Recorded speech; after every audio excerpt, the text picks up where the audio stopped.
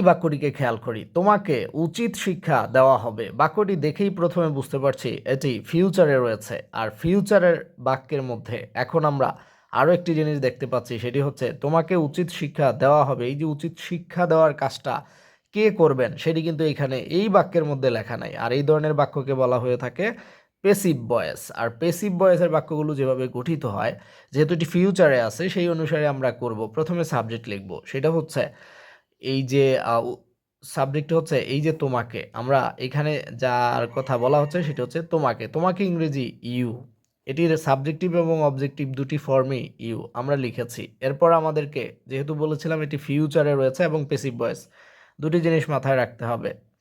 আমরা auxiliary verb হিসেবে will আনলাম, কারণ ফিউচার ইনডিফিনিট টেন্স এটি। আর এই ফিউচার ইনডিফিনিট টেন্সের অক্সিলারি ভার্ব হচ্ছে শেল বা উইল। ইউ সেকেন্ড পারসন হওয়াতে উইল বসিয়েছি। আর পেসিভ ভয়েস হওয়ার কারণে শেল উইলের পর আমাদেরকে একটি বি যুক্ত করতে হবে অতিরিক্ত।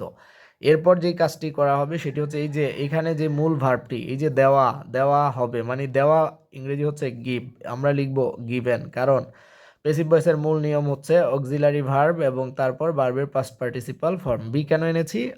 শেল বা উইলের সাথে একটি বি যুক্ত হয়। এবার বাকি রয়েছে উচিত উচিত শিক্ষা, এটাকে আমরা বলবো a good lesson. Good lesson, একটি ভালো শিক্ষা অথবা উচিত শিক্ষা। আশা করছি সবাই বুঝতে পেরেছেন।